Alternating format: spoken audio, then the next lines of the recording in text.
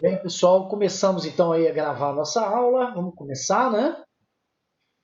Bom, galera, no nosso último encontro, nós falamos sobre a formação dos estados nacionais modernos. Vocês estão lembrados disso? Estão lembrados desse momento? E na formação dos estados nacionais modernos, nós trabalhamos alguns conceitos, não é isso? Trabalhamos o conceito de Estado, trabalhamos o conceito de nação, de nacionalidade, porque ele era moderno. Vimos que esse processo de formação dos Estados nacionais ele foi bastante longo, ele não aconteceu ao mesmo tempo em todas as regiões.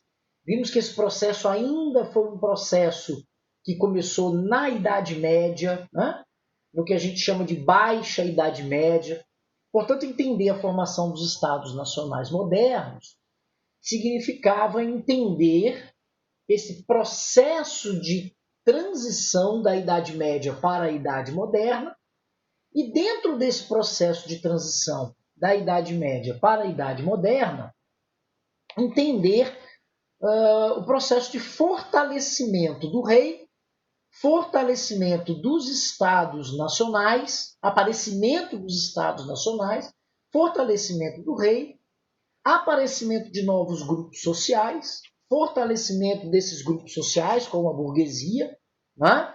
E a construção de uma nova forma de organização social, de poder, uma nova forma de organização política, né?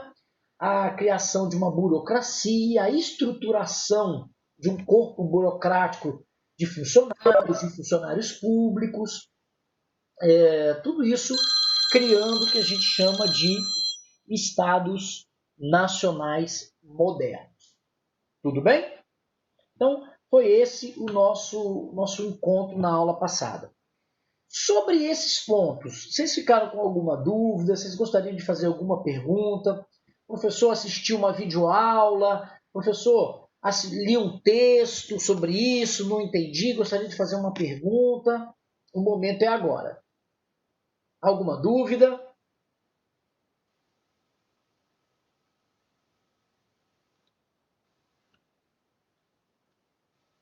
Tranquilo? Tranquilo para todos? Ítalo está dizendo que está tranquilo. E os demais alunos, tá beleza? Tranquilo. Bom, meu objetivo naquela aula, né, da semana passada, foi fazer o quê? Foi traçar um histórico para que vocês compreendessem que esse processo de formação dos Estados Nacionais começou lá na Idade Média e como ele começou. Então eu mostrei o mapa da França para vocês, aquele mapa dividido em feudos, mostrei que a nobreza foi se fortalecendo gradativamente, que os reis foram surgindo dentro da briga entre os próprios nobres.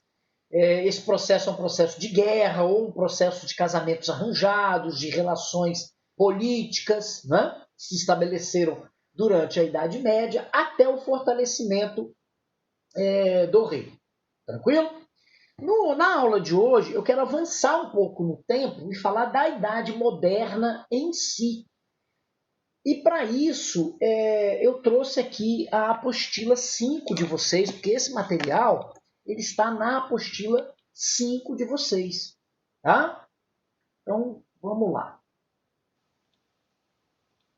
Como é que eu compartilho aqui? Deixa eu ver se mudou alguma coisa. Não, mudou. Tá correto.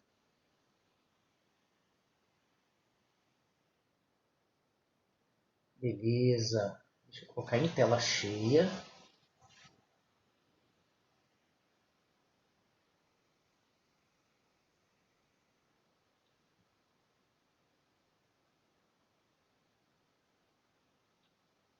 E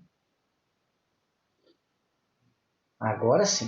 Vocês devem estar vendo aí em tela cheia, né? Tudo bem? Sim ou não, pessoal? Fala aí no microfone que agora eu estou sem o chat aqui. Tá conseguindo visualizar? Legal? Sim, dá para visualizar. Beleza, então vamos lá. Ô, Caio, Pode falar. os slides da aula passada já estão disponíveis? Não disponibilizei ainda não. Vou mandar. Eu Ok. acho que eu mandei, eu não estou lembrado se eu mandei ou não mandei, rapaz. Vocês não viram lá no Diga Lá, não? Eu acho que eu Eu acho que mandei. eu só vi o post da Castanhari que você fez.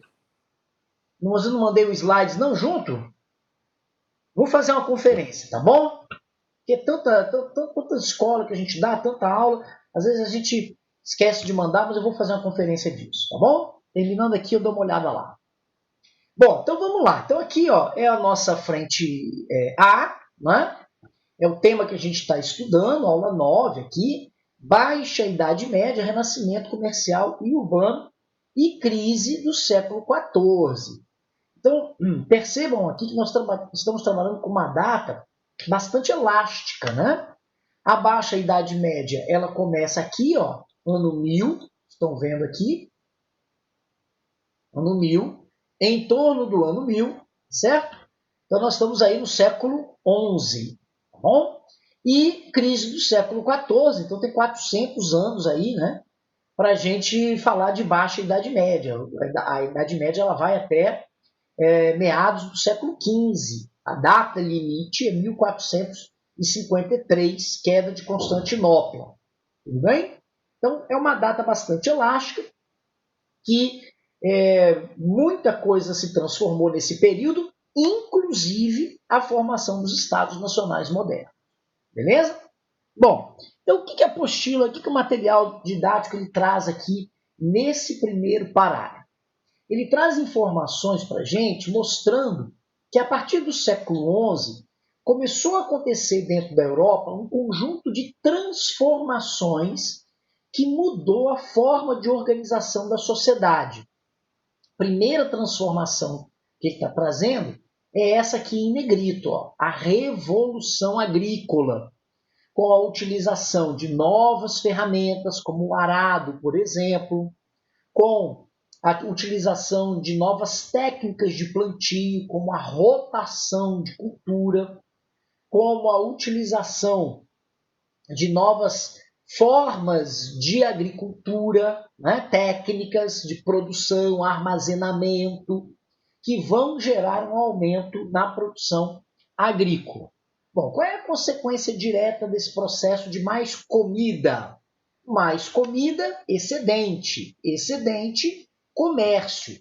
Então, a reativação das relações comerciais, a circulação monetária, a criação dos bancos, o aparecimento da burguesia, a aglomeração de pessoas em torno do comércio, dos burgos, formando as vilas e as cidades. Todos esses fatos, eles estão ligados, eles estão relacionados entre si. Tudo bem? Então, só pode haver aumento de comércio se tem aumento de produção, se tem excedente. Tá joia? Muito bem. Esse gráfico está trazendo uma outra informação, mas que também está relacionada a essa primeira que a gente trouxe aqui. Ele está mostrando aqui, ó, a partir de 1050 até 1300, o aumento populacional em milhões de pessoas. Então a Europa está saindo de 45 milhões para 75 milhões de pessoas, um aumento considerável, ok? Esse aumento ele também está ligado às transformações da agricultura. Por quê, professor? Porque também é uma conta direta, né? Proporcionalmente direta. Quanto maior a produção agrícola, menor é o valor dos produtos agrícolas comercializados.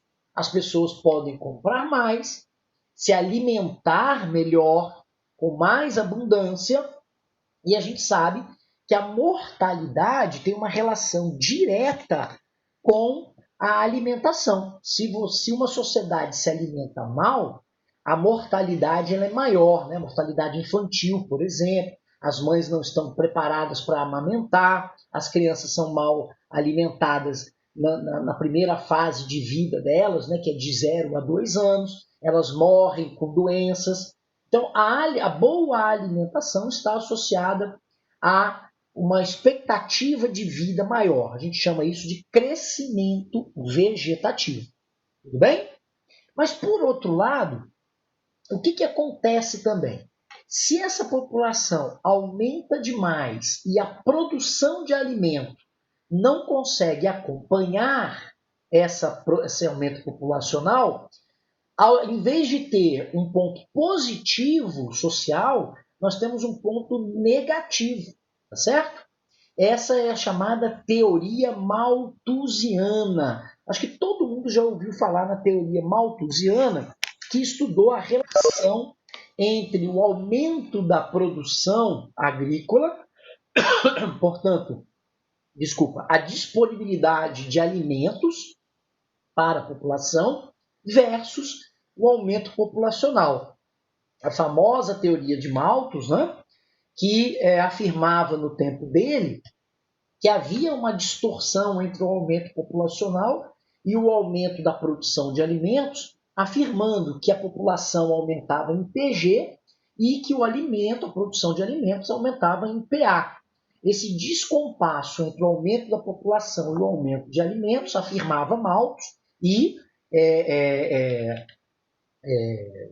profetizava, né, geraria um problema futuro grave, um problema futuro social grave, tá certo? Bom, então é exatamente disso que nós estamos falando aqui. Então, entender a crise do século XIV, que é a segunda parte aqui do nosso título principal, né? Renascimento comercial urbano e crise do século XIV, é entender esses dois momentos.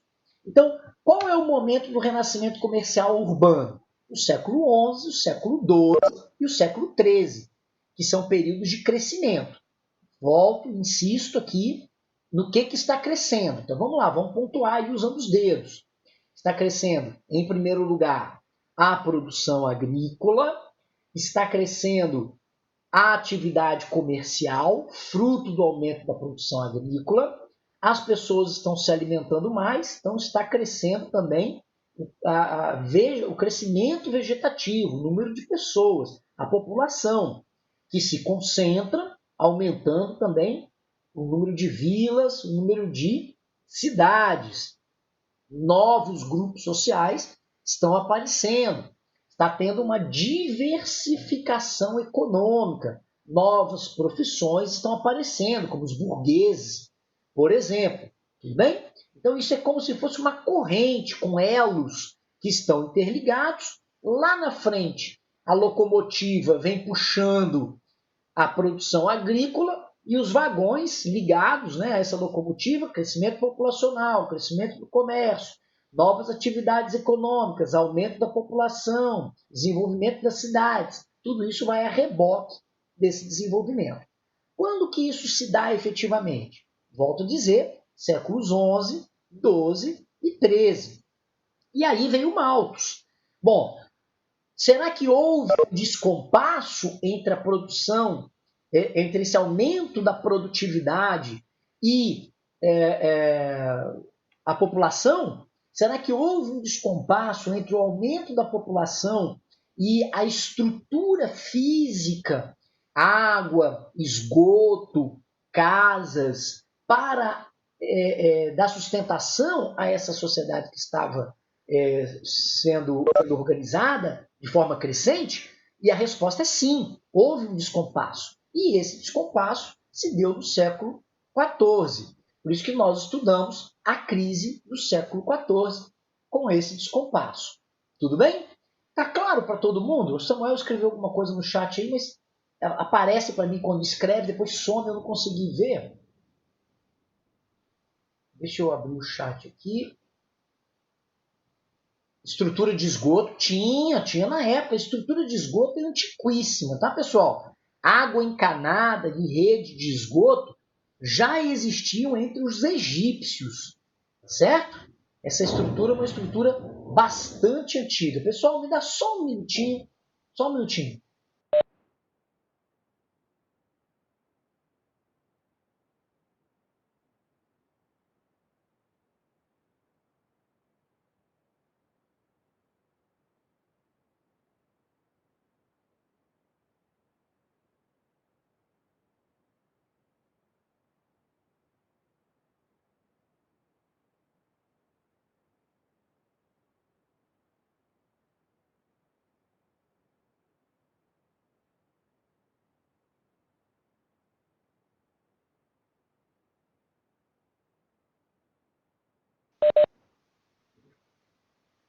Opa, voltei aí, pessoal. Tudo bem? Então acho que ficou claro aí para todo mundo do que nós estamos falando, né? Bom, vamos voltar então aqui para o que a gente está vendo. Renascimento comercial, né? Renascimento do comércio. É isso que eu acabei de explicar para vocês, né? As cidades italianas lideram esse processo. É importante a gente saber por quê, né? Por que os italianos lideram o processo de renascimento comercial? Por conta da proximidade, é uma questão geográfica, tá, pessoal? Por conta da proximidade, na verdade são dois fatores, esse é o primeiro, por conta da proximidade com o Oriente. Vamos lembrar que no Oriente não houve feudalismo, então aquela espécie de retrocesso, né, de ruralização da sociedade, que de certa forma minimizou bastante as relações comerciais, que minimizou as relações urbanas que existiam na Europa, no Oriente, ali na região de Constantinopla, Turquia, na própria África, próximo ao Egito, Oriente Médio, isso não se deu. Né? Então, imediatamente nesse momento das cruzadas, em que os europeus estão indo para o Oriente via Itália, né, porque a Itália é o ponto de parada desses caras antes de chegar ao Oriente, é ali, naquela região de Itália, Gênova e Veneza são as cidades que se destacam historicamente nos livros de história, mas nós temos inúmeras outras cidades que se destacam nesse período, Florença, Milão, são cidades, Sicília, são regiões extremamente que vão se desenvolver bastante, vão se desenvolver por conta dessa proximidade. Isso é um elemento. Um outro elemento é que a Itália relativamente estava longe das principais transformações que marcaram o feudalismo do século VI, VII até o século X e XI.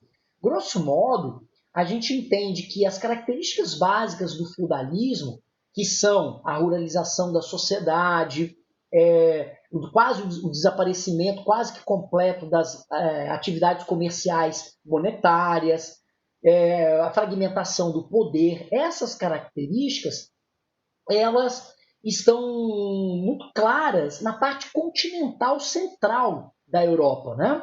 Então você observa isso, por exemplo, na Ibéria, você observa isso na França, onde hoje é a Alemanha, a Áustria-Hungria, aquela região central, centro-norte da Europa. Ali você observa isso com bastante clareza. Agora, quando você vai para as bordas do Mediterrâneo, e a Itália está dentro do Mediterrâneo porque é uma península, você já não consegue observar tanto assim essas características, né? O que contribuíram posteriormente para que o feudalismo fosse muito amenizado na Itália e, por outro lado, o desenvolvimento da Idade Moderna fosse mais vigoroso lá para os italianos, tá bom? E aqui os exemplos de Gênova e Veneza são cidades que vocês também já conhecem, tá bom?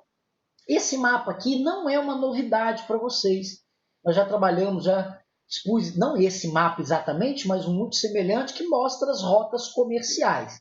Bom, você observa que as rotas terrestres elas estão em maior volume na parte norte da Europa, não é? E as rotas marítimas, como era óbvio, né, de perceber, no Mediterrâneo. Então, os pontilhados são as rotas marítimas do Mediterrâneo e as linhas são as rotas terrestres, né, de comércio que vão se desenvolver nesse período, certo? Bom, olhe como é que o fortalecimento do reino, que é a formação dos Estados Nacionais, tema inicial do nosso encontro na semana passada, estão interligados com esse mapa. Não é? Percebam que quando essas rotas comerciais explodem lá dentro da Europa, principalmente essas terrestres, não é? Essas rotas vão passar dentro daqueles inúmeros condados, daqueles inúmeros ducados que eu mostrei para vocês na aula anterior. Tá certo? E ao perceber isso, o que o rei começou a fazer? Começou a taxar essas rotas. Então, passar por entre as terras passou a ser algo, perdão, passou a ser algo lucrativo para o rei, que começou a cobrar pelo transporte, né? Pela passagem dessas mercadorias de um feudo para o outro, certo? A burguesia, por exemplo, comprava frequentemente um documento junto ao rei para ter livre acesso aos feudos.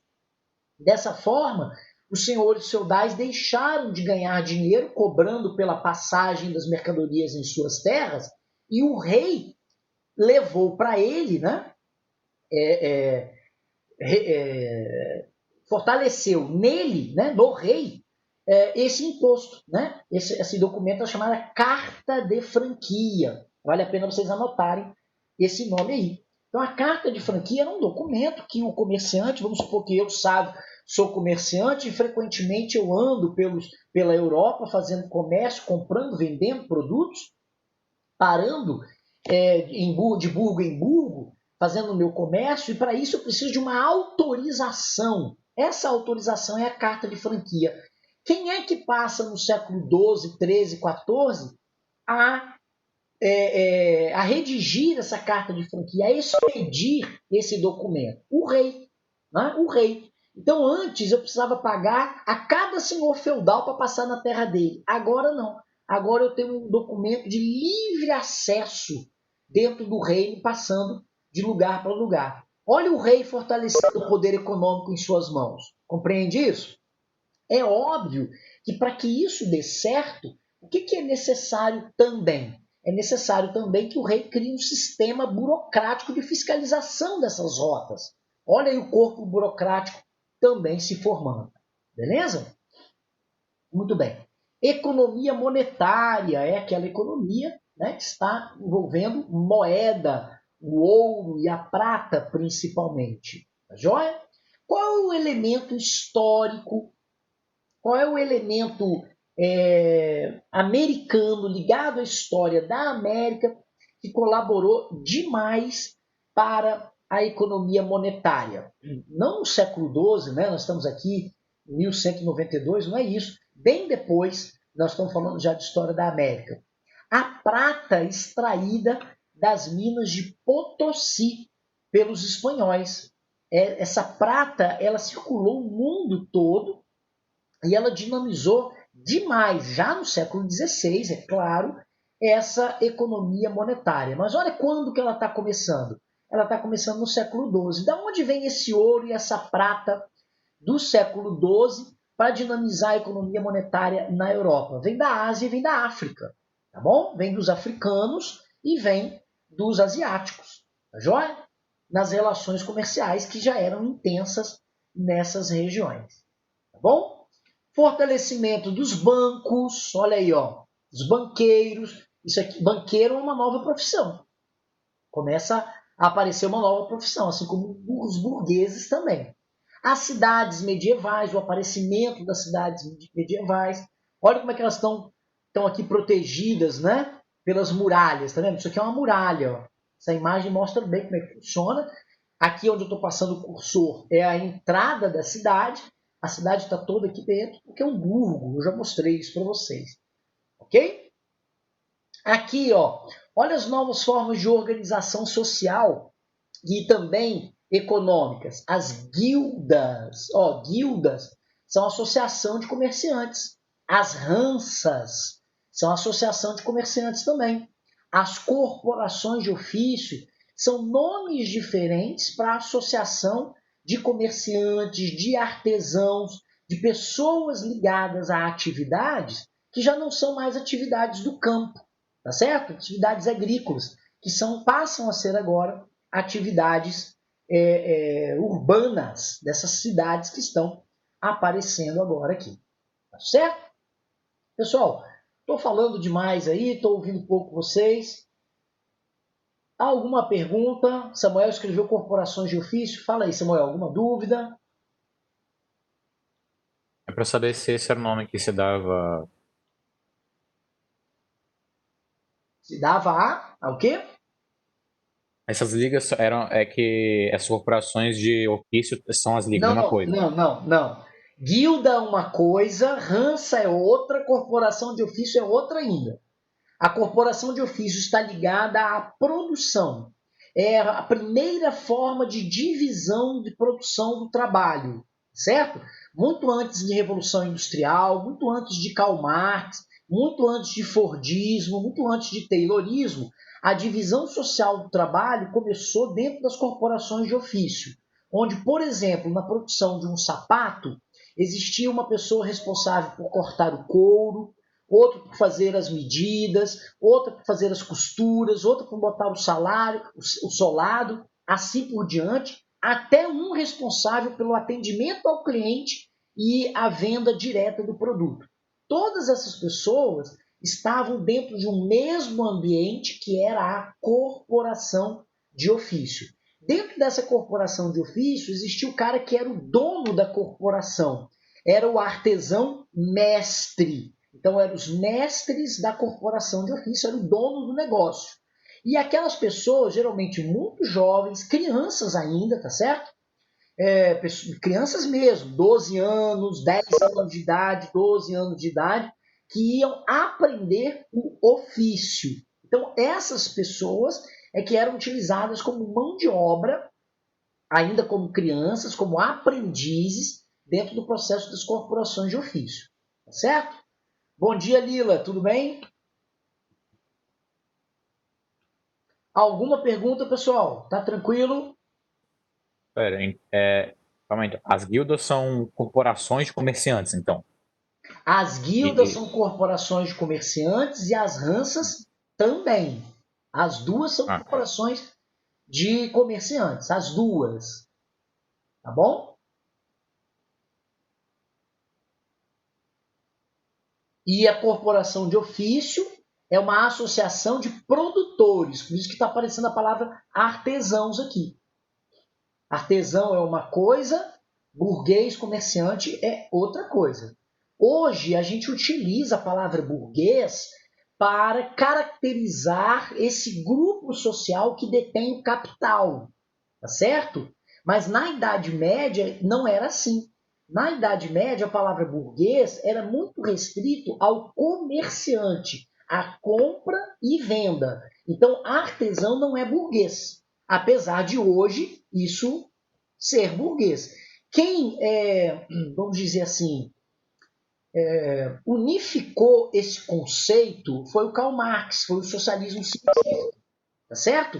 Porque burguesia passou a representar todo aquele ou grupo social que detém o capital. E capital não necessariamente é o dinheiro vivo, tá certo? Capital pode ser também um produto. Então, por exemplo, dentro de uma fábrica, a máquina é capital, a estrutura física é capital, a energia utilizada é capital, certo? Todos os meios de produção que geram, que são riquezas, né, são capital. Tudo bem? Então, na padaria, por exemplo, vamos falar de padaria. Padaria trabalha com duas atividades. A padaria trabalha com a produção e trabalha com o comércio. Tá certo? Então, na padaria, tudo que está lá, inclusive o pão, é capital. Tá certo? Agora, na Idade Média não é assim. Na Idade Média, o comerciante ele não produz o pão. Então existe o padeiro que produz o pão e existe o cara que compra do padeiro para revender. Esse é o burguês na Idade Média. Ficou claro isso, pessoal? Porque às vezes é uma nomenclatura que vocês podem se confundir e entender de forma errada isso aí. Alguma outra pergunta?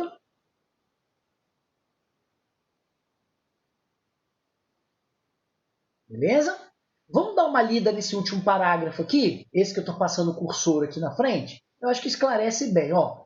Na oficina, o mestre artesão era o dono da matéria-prima e das ferramentas. Tá vendo? Então ele é o artesão mestre.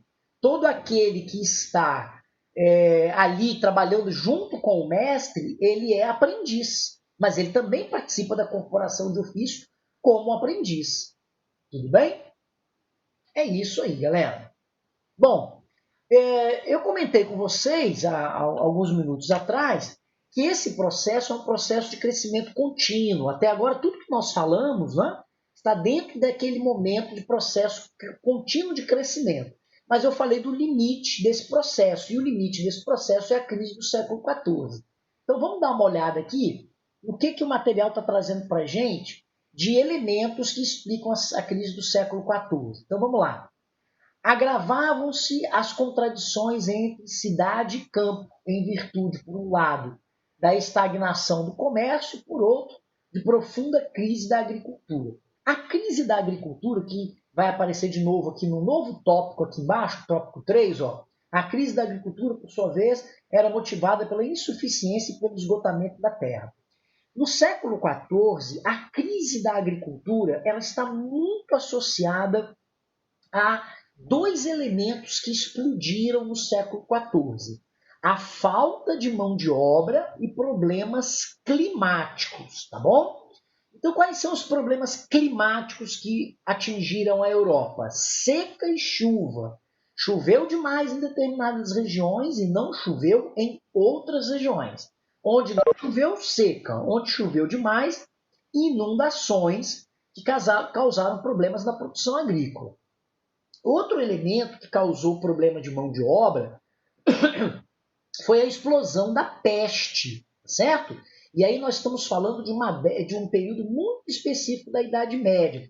Por exemplo, no século XIV, os anos de 1340, 1350 foram os anos de explosão da peste, no primeiro grande ciclo de explosão de doenças lá na Europa continental, certo? Então, anos como, por exemplo, 1343, 45, 48, foram anos de crise, tanto climáticas como a morte pela peste. Não é? Então, como a gente sabe, quando nós temos uma epidemia dessa proporção, né, como a epidemia da peste, o que as pessoas fazem? Elas entram num processo de isolamento social. Né? E nesse processo de isolamento social, o que acontece com a economia? Ela enfraquece, ela murcha, né? Ela se fecha, tá certo? Então, está aqui o elemento de estagnação comercial associado à crise agrícola, associado à peste negra, né? à popularidade, né? ou melhor, a explosão das doenças, né? Para ficar melhor. Bom, Samuel está dizendo, parece São Paulo e Nordeste. Como assim São Paulo e Nordeste, Samuel?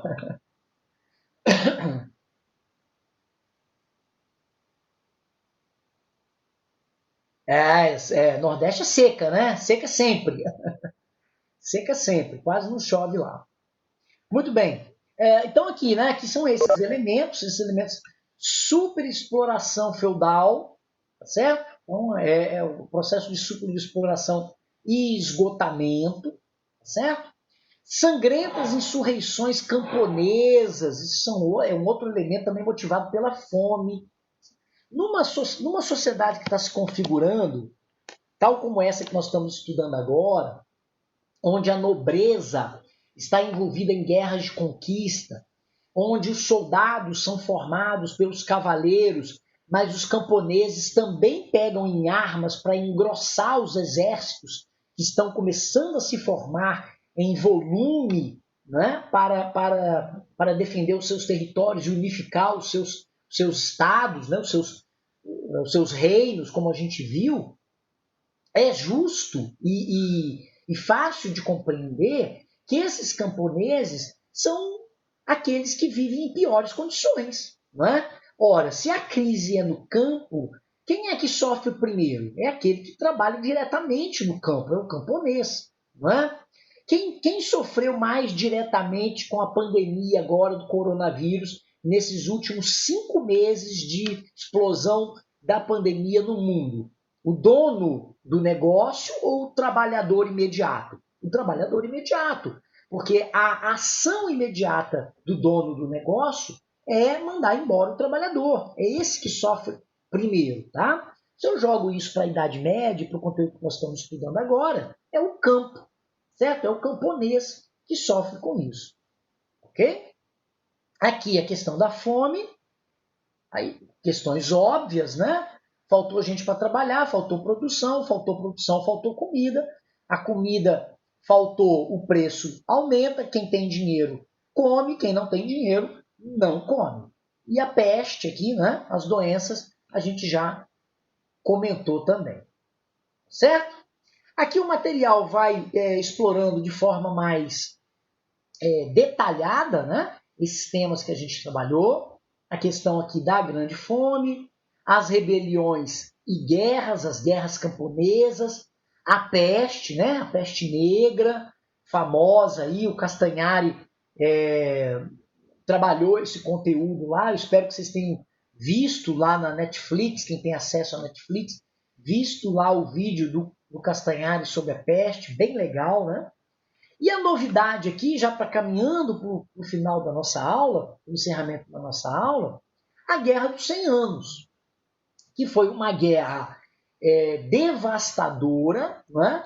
Eu quero que vocês olhem com bastante atenção esse mapa e compare esse mapa com o mapa anterior que a gente trabalhou ainda há pouco. Eu vou voltar nele para a gente ver. Olha aqui a região onde a Guerra dos 100 Anos foi travada. Né?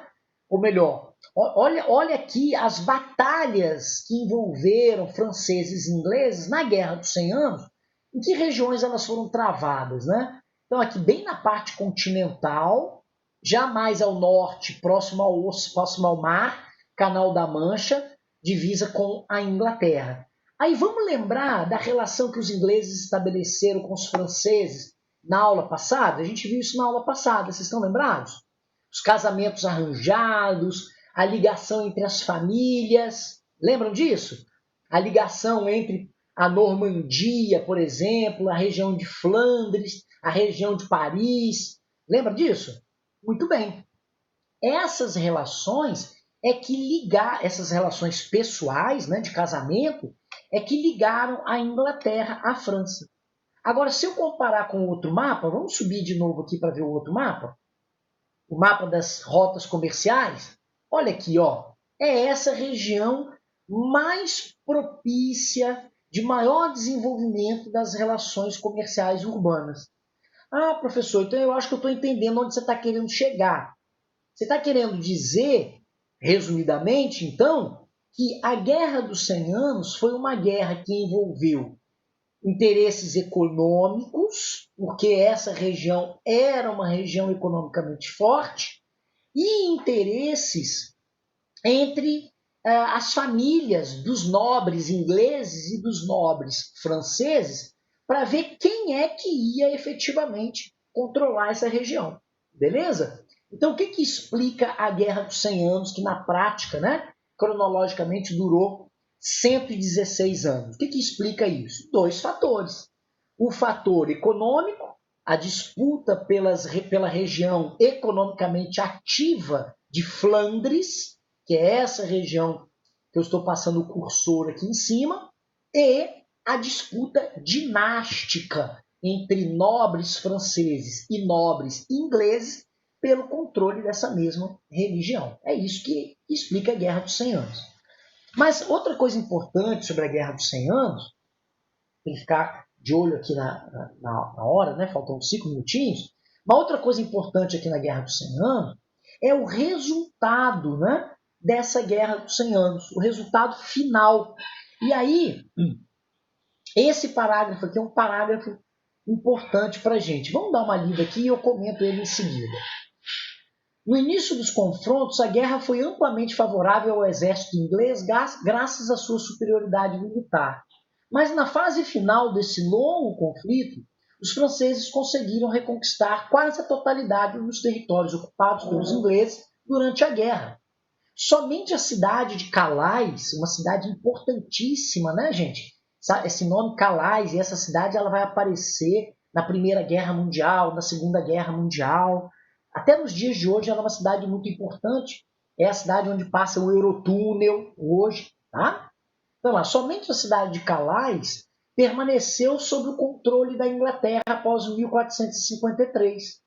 Nesse contexto de recuperação francesa ao final da guerra, merece destaque a importante participação de uma jovem camponesa que muito contribuiu para despertar o sentimento nacionalista dos franceses. Olha, pessoal, falamos isso na semana passada, quando iniciamos a nossa aula, entendendo a diferença entre o conceito de formação de Estado e Estado nacional. Né? Olha aqui o sentimento de nacionalismo. Vocês estão percebendo que a Joana d'Arc aqui, ela serviu, cuja imagem está representada nessa figura, ela serviu como um elemento heróico de união dos franceses. Então existe toda uma mística religiosa em torno da figura de Joana d'Arc, que serviu como herói. Quem vai estudar um pouquinho mais sobre a figura de Joana d'Arc vai se surpreender, porque a Joana d'Arc existem 3 momentos da história da Joana d'Arc dentro da França. Um primeiro momento é a Joana d'Arc cavaleira, vamos dizer assim, se a gente pode utilizar essa expressão, né? Mas como uma pessoa que lidera o exército francês e bem vista dentro desse processo. Um segundo momento é a Joana d'Arc temida pela Igreja Católica, porque ela se torna um símbolo de heroísmo dentro da França, e isso colocava em risco o poder da Igreja Católica, uma vez que o nome dela estava vinculado ao nome de Deus. Então a Joana d'Arc passa a ser uma herege, e aí como herege é presa, morta, julgada e condenada à fogueira. E depois de morta, a reconstrução da figura da Joana d'Arc como um símbolo de unificação e de heroísmo dentro da França, né? De vitória da França sobre os ingleses na Guerra dos 100 Anos. Então, olha como é que a figura virou santa, isso, a mesma Igreja Católica que queimou a Joana d'Arc é a Igreja Católica que santifica ela depois, com um objetivo óbvio, não é? Construir a imagem de um elemento simbólico de unificação, tá certo? Ou seja, está dentro desse contexto que nós estamos estudando de formação dos Estados nacionais, ok? Pessoal, essa matéria, ela não é... Eu gosto muito dessa matéria, eu acho essa matéria bastante empolgante. Essa matéria ela não é uma matéria difícil, é porque como ela é um período de muita transformação, é um período de transição, então para a gente entender melhor, talvez seja legal que vocês façam um trabalho de organização. Bom, esse período de transição, ele traz transformações econômicas, aí vai pontuando isso no seu caderno, num resuminho que você pode organizar. Ele traz transformações econômicas, ele traz transformações políticas, ele traz transformações religiosas, e assim, organizando dessa maneira, você consegue compreender o todo, talvez facilite para você, mas sempre com uma ideia em mente. Tudo isso está acontecendo ao mesmo tempo, tá bom? Pessoal, vou terminando por aqui. Um forte abraço para vocês, fiquem com Deus e eu vou postar lá o material da aula para vocês, tá bom? Forte abraço aí, um beijo, até a próxima.